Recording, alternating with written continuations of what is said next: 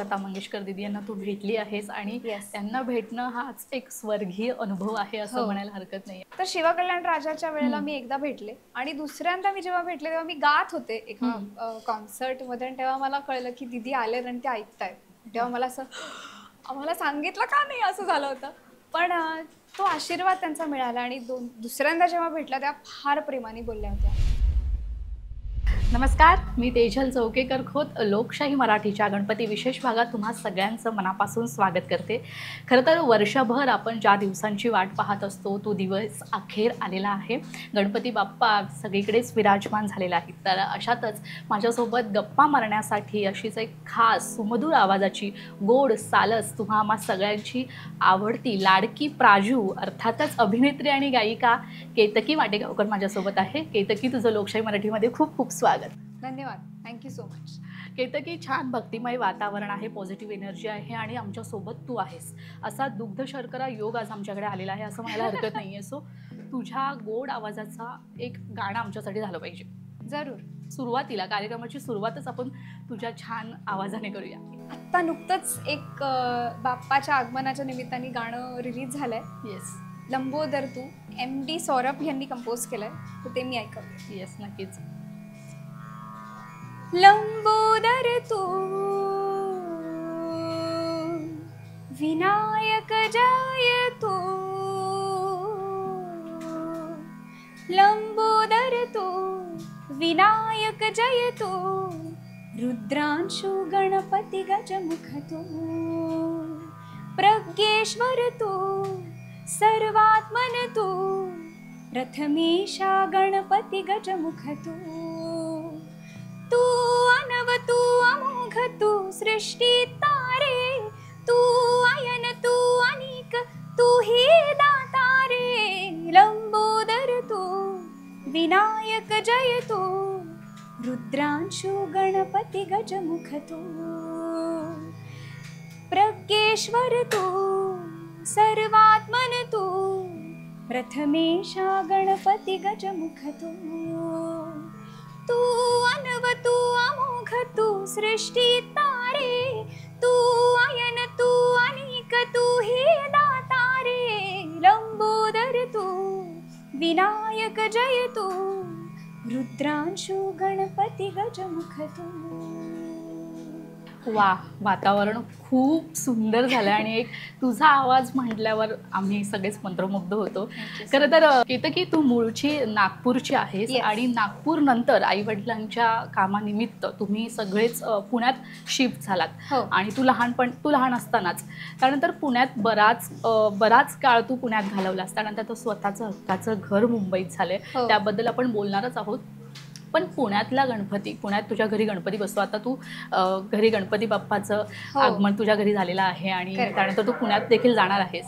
तर मला सांग ना, तुझ्या बाप्पाबद्दलच्या आठवणी, म्हणजे घरी कशी तयारी असते, कसं सगळं सजावट असते, घरी तू आईला कशी मदत करतेस, कसा एकंदरीत तुझा सहभाग कसा असतो गणपतीच्या या दिवसांमध्ये, तुझा उत्साह कसा असतो? खरं सांगायचं तर सगळ्या सणवारांमध्ये अत्यंत आवडता सण माझा गणपती. किंवा गणेश चतुर्थी ज्या दिवशी असते त्या दिवशी मी खूप एक्सायटेड असते, कारण आमच्या घरी थोडंसं उलट आहे. मी पूजा करते दरवर्षी आणि लहानपणी बाबा करायचे, पण आता मी करायला लागले. मागच्या 10-15 वर्षापासून तर मीच करते, त्यामुळे खूप छान वाटतं. नागपूरला आमच्याकडे महालक्ष्म्या म्हणजे गौरी पण असतात, पण आजोबांनंतर मग असं ठरलं की त्या सर्क्युलेट होणार म्हणजे तिन्ही भावांमध्ये. तर ज्या वर्षी 2021 मध्ये आमच्याकडे महालक्ष्म्या होत्या आणि तेव्हा त्याची सुद्धा पूजा मला करायला मिळाली होती आणि मला इतकी मजा आली होती ते सगळं करताना. म्हणजे गौरींना साडी म्हणजे असं ड्रेपिंग करण्यापासून सगळं ते इतकं छान वातावरण असतं आमच्या घरी, त्यामुळे खूप मजा आली. आणि गणपतीचं एक वैशिष्ट्य आमच्या घरी असं असतं की एक तर गणपतीत कार्यक्रम असतात, त्यामुळे आमच्यासाठी दरवर्षी गणपती हा संगीतमयच होतो. त्यामुळे दरवर्षी गणपतीची गाणी येतात. आईला मदत करायची झाली तर खरं सांगायचं ना तर मी पूजेला बसलेली असते, त्यामुळे आई जे आधी बाबासाठी करायची ते ती माझ्यासाठी करते. आणि प्रसाद खायला मी मदत करते तिला. तू मोदक वगैरे बनवलेस का घरी? मी एकदा माझ्या पणजी बरोबर खूप लहान असताना बनवले आणि तिच्या हातचे उकडीचे मोदक अजूनही लक्षात आहेत. म्हणजे तसे बनवायचे म्हणजे ते कसे बनवायचे मला शिकायला आता शिकायचंय, कारण प्रत्येक वेळेस आई किंवा कोणी नसणार आहे, त्यामुळे मला स्वतःला पण शिकायचंय. आणि मला suddenly develop this liking for cooking, त्यामुळे मला कुकिंग नवीन घर एस्पेशली झाल्यानंतर आवडायला लागले. त्यामुळे मी आता ह्या वर्षी असं ठरवलं की मोदक शिकायचे. नक्कीच तू शिकशील आणि मला नेक्स्ट इंटरव्ह्यू मध्ये सांगशील की तू मोदक बनवायला शिकली. बरं, गणपतीचं एक वेगळं कनेक्शन असतं प्रत्येकाचं, आणि प्रत्येक माणूस आहे ना, ती जी आराध्य असतो आपल्या मनाची भाव भक्ती असते गणपतीबद्दलची, ती वेगळीच असते. प्रत्येकासाठी एक वेगवेगळी प्रचिती असते गणपती बाप्पाच्या बाबतीतली. तुझ्या आयुष्यात अशी कधी प्रचिती आली आहे का बाप्पासोबतची? असं काही काय गुड कनेक्शन आहे तुझं बाप्पासोबत? माझं ऍक्च्युली बाप्पाशी खूप कनेक्शन आहे. आतापर्यंत मी असं म्हणेन की माझ्या सगळ्या इच्छा पूर्ण केल्यात त्यांनी, खरंच पूर्ण केल्यात. आणि ज्या मनापासनं आपण योग्य ते जर मागितलं ना बाप्पाकडे, तर मला असं वाटतं की तुम्हाला बाप्पा नक्कीच देतो. जे तुमच्यासाठी चांगलं आहे ते तुमच्यासाठी तुम्हाला नक्कीच देतो बाप्पा. आणि आतापर्यंत मला आय एम सो थँकफुल की माझी सगळी स्वप्न पूर्ण झालेली आहेत. मागच्या वर्षी मला आठवतं मी माझ्यासाठी मागितलं होतं, घरासाठीचं मागितलं होतं, माझ्या काही अत्यंत क्लोज फ्रेंड्ससाठी मागितलं होतं. त्यामुळे आता म्हणजे जे काय मी बघते ते सगळंच पूर्ण होताना दिसतंय आणि झालंय पूर्ण. त्यामुळे सिद्धिविनायकाकडे मी मागितलं होतं बाप्पाकडे. मी मुंबईला आल्या आल्या पहिले तिथे दर्शनाला गेले होते. आणि खरं सांगायचं तर मुंबईत अनेक असे आमचे वादक गायक कलाकार आहेत जे मित्र आहेत, तर ते आम्हाला सांगतात की आम्ही ऑलमोस्ट इतके वर्ष आम्हाला पुण्यातून येऊन शिफ्ट होऊन इतकी वर्ष झाली, पण बऱ्याच लोकांचं असं झालंय की सिद्धिविनायकाकडे जाऊन दर्शन घेण्याचा योग आलेला नाहीये. पण one fine day I just decided की मला जायचंय, आणि आय जस्ट वेंट. आणि काहीच गर्दी नव्हती, म्हणजे मी ऑलमोस्ट अर्धा तास बाप्पासमोर अशी बसले होते. मी खूप मनापासून काही गोष्टी मागितल्या ज्या सगळ्या पूर्ण झाल्या. आणि मी असं म्हणेन की काही ह्या वर्षी पण मी मागितलंय. त्या एक तर घराचं तर खरंच पूर्ण झाली, ती खूप मोठी इच्छा होती. आणि ती खूप म्हणजे मला असं वाटलं नव्हतं की ते बळ तो देईल मला एवढी मोठी स्टेप घेण्याचं, ते दिलं त्यांनी. आणि मी असं म्हणेन की एक स्वप्न असं आहे जे मे बी या वर्षी नाही, पुढच्या वर्षी मोस्टली पूर्ण होताना दिसतंय. नक्कीच पूर्ण होईल, कारण येतं की तू फक्त तुझ्यापुरता विचार न करता तुझ्या मित्रमैत्रिणी करता देखील बाप्पाकडे प्रार्थना करतेस. ही गोष्टच खरं तर कौतुकास्पद आहे. मला पुढे असं विचारायचं, पुण्यात होतीस, गणपतीचा काळ जेव्हा गणपतीत आणि पुणे हे एक वेगळं छान समीकरण आहे. पुण्यातल्या देखावे, परत मिरवणूक, या मिरवणुकीमध्ये कधी सहभागी झालीस का पुण्याच्या? मिरवणुकीत नाही सहभागी झाले, पण मला आठवतं की लहान असताना बाबा नेहमी टूरवर असायचे. म्हणजे आम्ही नुकतेच जेव्हा पुण्यात आलो होतो आणि आई बाबांचा प्रचंड स्ट्रगलचा काळ सुरू होता, तेव्हा इनफॅक्ट मला ती आठवण आता आईनी ताजी करून दिली. मी विसरले होते पण ती परत रिकलेक्ट करून दिली की बाबा 15-15 दिवस टूरवर असायचा. तो मार्केटिंगमध्ये होता, त्याचं घरी येणं व्हायचं नाही. आणि आमचं छोटंसं घर होतं पुण्यात. आल्या आल्या पहिलं घर आमचं अगदी म्हणजे नागपूरचा आमचा मोठा बंगला होता. आणि पुण्यात आल्यानंतर मी असं खूपच इनोसेंटली लहान असल्यामुळे मी म्हणायचे, अरे हे घर सुरू होऊन संपूनच जातं असं म्हणायचे मी. इतकं छोटंसं घर होतं, पण आम्ही सगळे सण इतके छान, आम्ही त्यातही इतके छान आनंदात राहायचो. त्यात मला आठवतं की एक वर्ष असं झालं होतं की बाबा नव्हता आणि गणपतीची पूजा आईनी केली होती. आणि मी खूप छोटी होते, म्हणजे मी 1.5-1.25 वर्षाची होते. आणि माझी ती मेमरी मला आता आईने सांगितल्यावर क्लिअर आठवतीये की केतकी मला दुर्वा दे, मी अशी एक एक काढून देतेय आईला, किंवा हळद कुंकू दे म्हटल्यानंतर असं हा सांभाळू दे, असं अंडवू नको असं म्हणून असं देतेय. तर मला ते आठवतंय की तो त्या वर्षी बाबा नव्हता, पण तेव्हा आईनी पूजा केली होती. आणि तो दिवस आहे आणि आजचा दिवस आहे.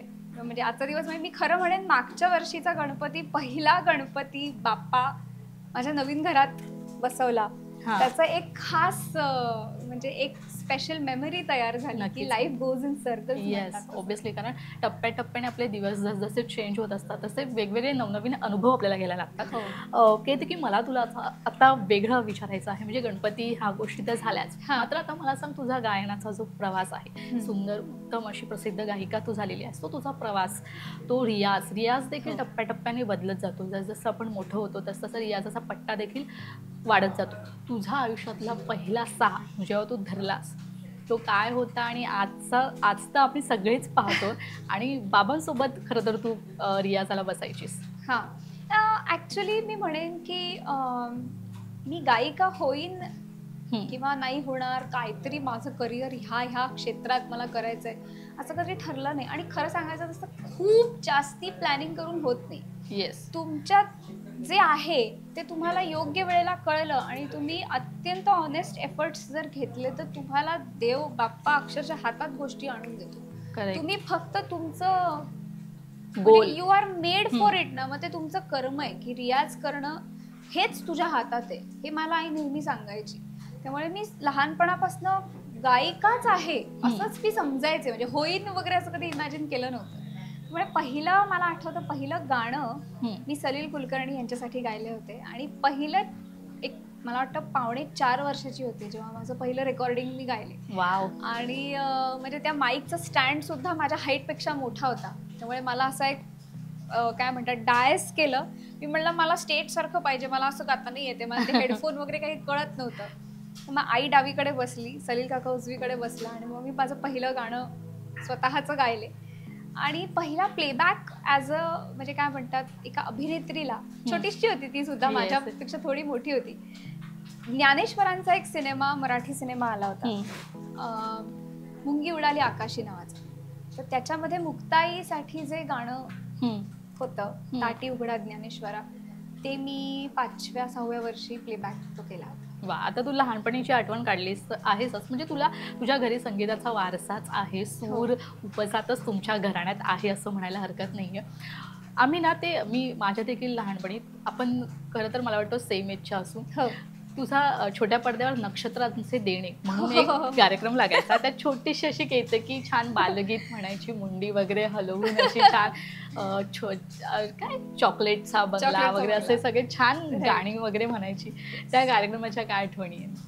ऍक्च्युली ते खूप अनप्लॅन्ड होतं. मी म्हणलं ना, तुम्ही खूप जास्ती प्लॅन नाही केलं की तुम्हाला एक्सपेक्टेशन्स ज्या असतात तुमच्या त्याच्यापेक्षा जास्ती तुम्हाला देव देतो. मी काहीही प्लॅन केलं नाही. मी फक्त माझं रोज मला आई बसायची, ती रियाजाला बसायची, तेव्हा मी पण गायला मध्ये मध्ये बसायचे. मग मी प्रतिभा कर्णिकांकडे नंतर जायला लागले.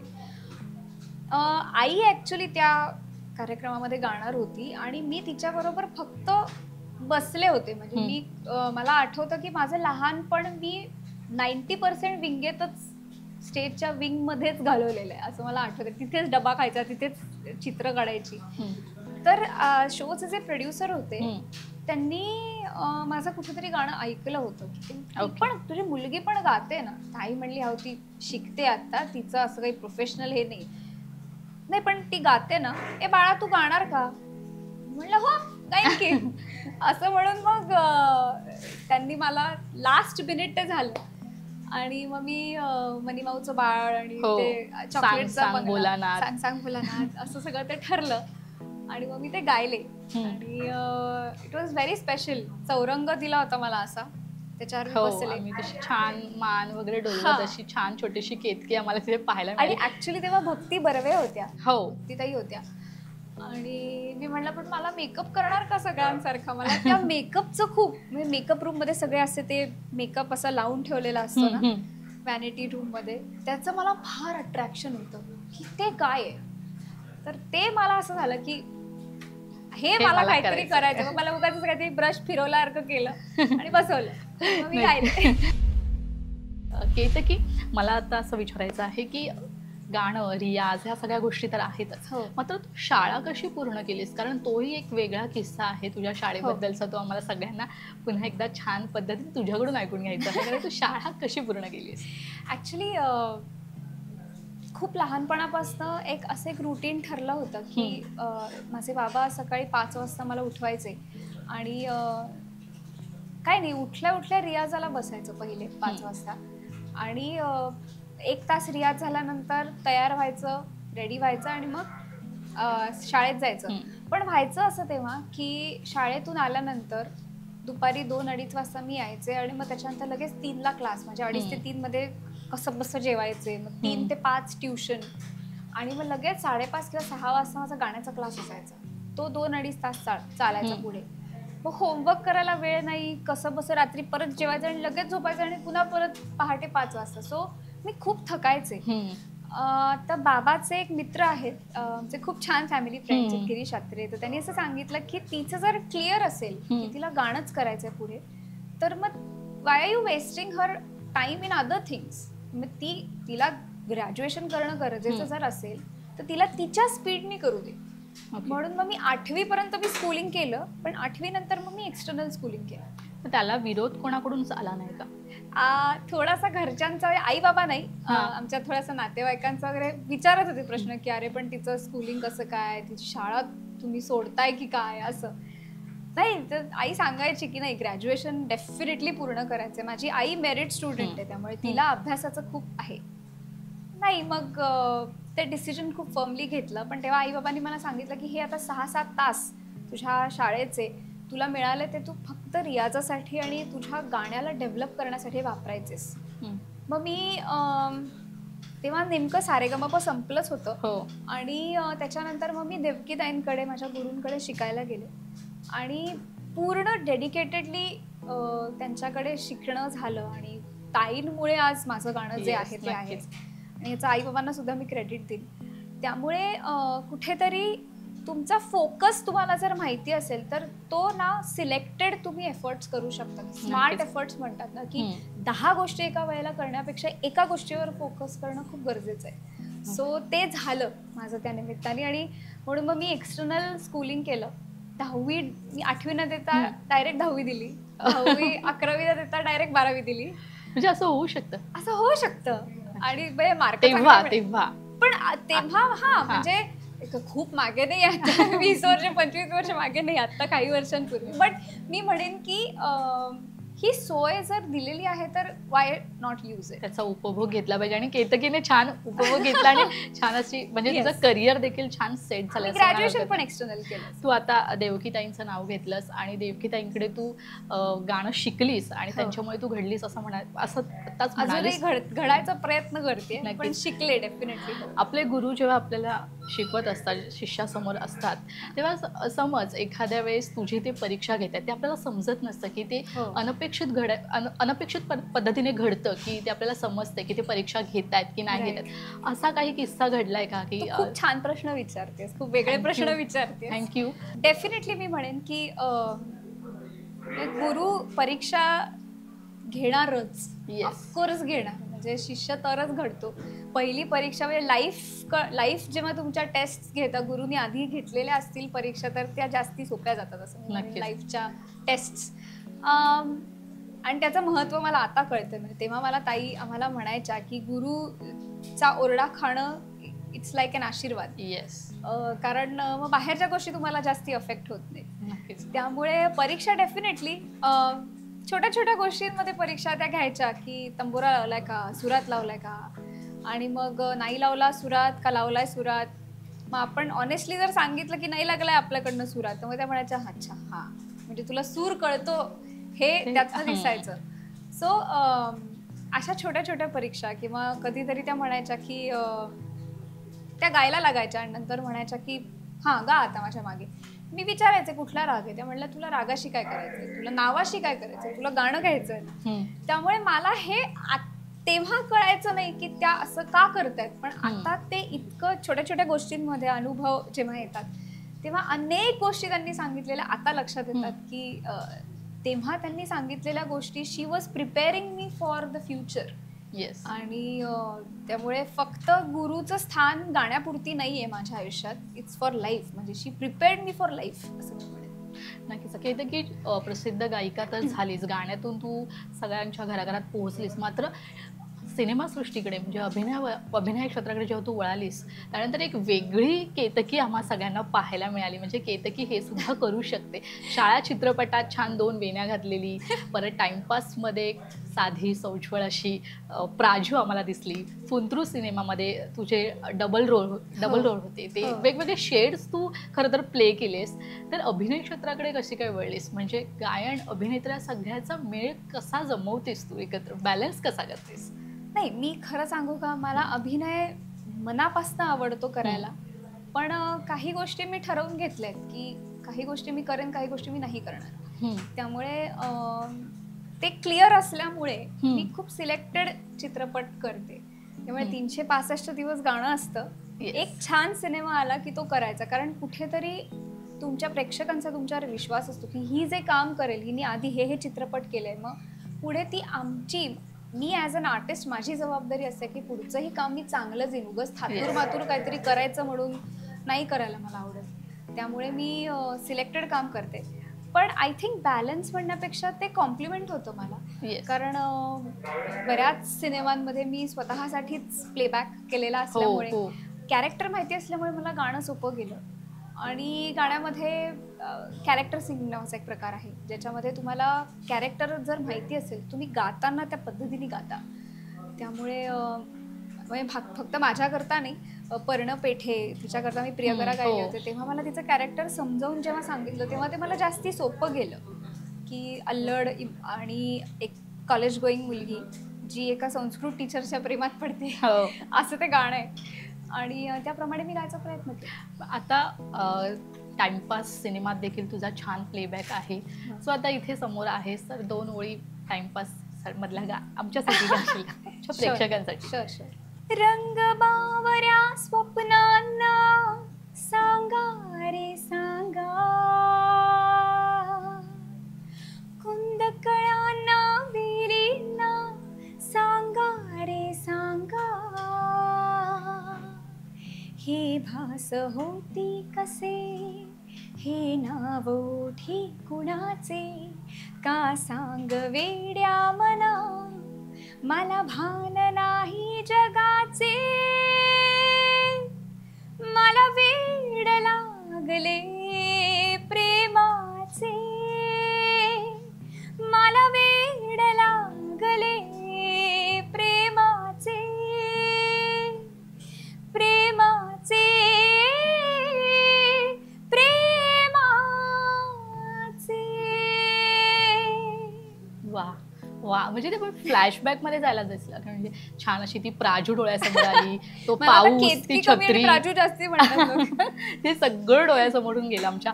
खरं तर गणपती विशेष भाग आहे, तर आपण एक छान रॅपिड फायर गेम खेळणार आहोत. गणपती बाबतचे काही प्रश्न आहेत ते तुला पटापट उत्तर द्यायची त्याची. ओके ओके, चला.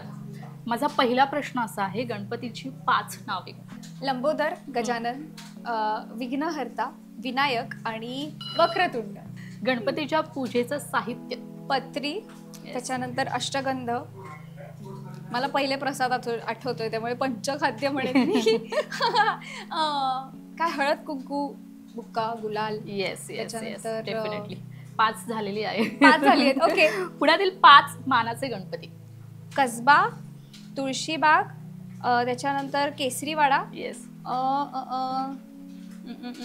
गुरुजी तालीम आणि तांबडी जोगेश्वरी. येस. अष्टविनायक पैकी 5 ठिकाणं. हा, थेऊर मी लहानपणी केलंय, कारण थेऊर, मोरेश्वर, येस, सिद्धटेक, रांजणगाव आणि आणि आणि आणि ओझर. गणपती आणि गौरीचं नातं काय? आई आणि मुलाचं. छान अभ्यास झालेला आहे तुझा इथे, मला असं वाटतंय. झालाय की नाही अभ्यास? उजळणी केली मी असं म्हणाला. काय म्हणतात हे सगळं, काय म्हणतात, माहिती असतं, पण कधी कधी असे डायरेक्ट प्रश्न आले की आपण थोडेसे बरोबर ना असं होतं, कन्फ्युज व्हायला होतं. बरं, मला केतकी तुला विचारायचं आहे, टाइमपास मध्ये वैभव मांगले सर तुझे वडील होते, त्यामध्ये असे डायलॉग्स असायचे की आपण गायनाचे माणसं आहोत, आपण गायक आहोत, तर हे असं आंबट संबट काही खायचं नाही हा, परत चल आता माझ्यासाठी आता लगेच गाऊन दाखव. असं कधी तुझ्या घरी झालंय का? बाबा तुझे रियाज घ्यायचे, तर कधी असा तुझ्या चीट डे तुझ्यासोबत असा कधी घडला? अजूनही होतं. म्हणजे आता खरं मला डाएटमध्ये दही खायला सांगितलंय, तरी मी दही खायला लागले की असं समोर बघितलं की कशाला खातीये दही, असं त्याचा एक चेहरा असतो. But it's fine. I mean एक बाबा म्हणून त्याला काळजी असते. पण अजूनही होतं, म्हणजे कितीही आपण मोठे झालो तरी आई बाबांसाठी आपण लहानच असतो. त्यामुळे ते आहे. लहानपणी मला हे आठवतं की खूप स्ट्रिक्टली मला सांगितलं होतं की आवाज खराब होतो, आणि मला अनुभव पण आला होता अर्थात. त्यामुळे मला आपल्याला ते शाळेत आईस्क्रीम मिळायचं ना, किंवा रिक्षेवाले काका आपल्याला आईस्क्रीम द्यायचे, ते मी देऊन टाकायचे मैत्रिणींना की घ्या तुम्ही. त्यामुळे मी शाळेत मला वाटतं 1ली 2री पासून मी आईस्क्रीम नाही, म्हणजे खूप कटाक्ष होतीस तू गायनाच्या बाबतीत. आता मिस पण नाही करत. ऍक्च्युली ताईंमुळे मी आईस्क्रीम खायला लागले. एकदा क्लासला गेले असताना त्यांनीच खिलवलं होतं आईस्क्रीम. त्यामुळे आता मला गिल्ट नाहीये त्या गोष्टीचा. बरं, गायन, अभिनय ह्या गोष्टी आहेत, ह्याशिवाय केतकीला कशाची आवड आहे? इंटरेस्टिंग. ऍक्च्युली मला आता आवड खूप गोष्टींची. ह्या वर्षात मी खूप एक्सप्लोअर केलं. मला खूप वर्षांपूर्वी मी पेपर क्विलिंग करायचे, ते मी पुन्हा सुरू केलंय. मला ड्रॉइंग आवडतं करायला, सो मी आता थोडं स्केचिंग परत सुरू केलेलं आहे, शिकतेय ऍक्च्युली आता. आणि मुंबईचेच एक आहेत, त्यांच्याकडनं शिकते. विनायकच नाव आहे आणि सो त्यांच्याकडनं शिकते. त्याच्यानंतर अजून मला आवडतं ते म्हणजे फिरायला. प्रचंड फिरायला आवडतं. I just absolutely love travelling. आणि वाचन खूप आवडतं. वाचन इतक्यात ठरवून वाचन भरपूर करते, त्यामुळे ते आवडतंय. आणि आत्तामध्ये आम्ही फिरायला गेलो होतो कर्जतला, माझ्या फ्रेंड्स बरोबर गेले होते, तेव्हा क्रिकेट खेळले. त्यामुळे मला नवा पैलू केतकीचे आवडायला लागलंय असं आता कळलंय मला. ओके, म्हणजे आता नव्याने तुझी आवड ही निर्माण होते क्रिकेटमध्ये. मला काही कळत नव्हतं त्यातला. बरं, आपल्या संगीतातल्या भारतरत्न पुरस्कार लता मंगेशकर दिदी यांना तू भेटली आहेस, आणि त्यांना भेटणं हाच एक स्वर्गीय अनुभव आहे असं म्हणायला हरकत नाही. आणि त्यांच्याबद्दल काय सांगशील? काय कशा आहे, तुझ्या आराध्य दैवत आहेत असं म्हणायला हरकत नाहीये गायनाबाबत? डेफिनेटली आहेत. म्हणजे देवकीताई जशा आहेत तसं कुठेतरी त्यांना गुरुस्थानीच मानते. आणि लहानपणापासून पहिला आवाज जो पडलाय, सुरेल आवाज कानावर, आई बाबांमुळे तो दिदींचाच पडलाय. तर शिवकल्याण राजाच्या वेळेला मी एकदा भेटले, आणि दुसऱ्यांदा मी जेव्हा भेटले तेव्हा मी गात होते एका कॉन्सर्ट मध्ये, आणि तेव्हा मला कळलं की दिदी आले आणि ते ऐकतायत. तेव्हा मला असं, आम्हाला सांगितलं का नाही, असं झालं होतं. पण तो आशीर्वाद त्यांचा मिळाला. आणि दुसऱ्यांदा जेव्हा भेटला तेव्हा फार प्रेमाने बोलल्या होत्या की, आणि त्या सगळ्यांना आहोजाहो करून बोलायच्या आणि खूप प्रेमाने बोलायच्या. त्यामुळे कोणाकडे शिकताय तुम्ही, काय करता, वाव, कुठल्या घराण्याची गायकी शिकताय, असं त्या बोलल्या होत्या. ह्या सगळ्या प्रश्नांची उत्तरं तू देत होतीस? मला पहिला प्रश्न जेव्हा त्यांनी विचारला, काय नाव तुमचं, तुम्ही केतकी, हे मला आठवलं, हे माझं नशीब चांगलं. पण दुसरा प्रश्न असा होता की कोणाकडे शिकता तेव्हा मी प्रतिभाताईंकडे शिकत होते, कर्णिकांकडे. अच्छा, बरं. असं एक पॉज घेतला, आणि त्याचं प्रचंड तेजपुंज व्यक्तिमत्व होतं दिदींचं. म्हणजे परत त्यांनी असं वरती बघितलं, अशी भेदक नजर होती. म्हणल्या, त्या कोणाच्या शिष्या? मला पिंपळखरे बुवा नावच आठवेना. इतकं मला असं ततपप व्हायला झालं. तर मग बाबा आले आणि म्हणले की पिंपळखरे बुवा, पिंपळखरे बुवांच्या शिष्या त्या.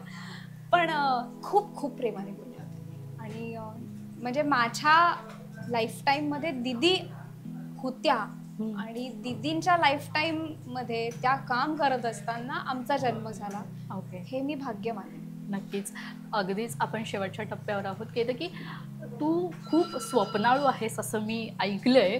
सो तुला कुठून ही सगळी माहिती मिळाली आहे मला सांग तेजल प्लीज. मला आश्चर्य वाटतंय की तू आज वेगळे प्रश्न काढले. नाही, मी खूप रिसर्च केलं तुझ्यावर, सो त्यामुळे मी खूप तुला असे प्रश्न करते की तू खूप स्वप्नाळू आहेस असं मी ऐकलंय. तुझे स्वप्न टप्प्याटप्प्यावर पूर्ण देखील होतात, आणि खरंच चांगली गोष्ट आहे. आता केतकीचं काय स्वप्न आहे? केतकीला काय मिळवायचं, काय बकेट लिस्ट आहे? काही स्वप्न मला सांगता नाही येणार, काही स्वप्न मी सांगू शकते. आता माझं असं स्वप्न आहे की मला आई बाबांना खूप छान लाईफस्टाईल द्यायची आहे. मग त्यांच्यासाठी काहीतरी करायचं आहे, आणि that's a big goal for me right now. कारण त्यांनी खूप खूप प्रचंड स्ट्रगलमध्ये दिवस काढलेले आहेत, आणि ते मी बघितले. त्यामुळे आता असं वाटतं की I want to do something for them.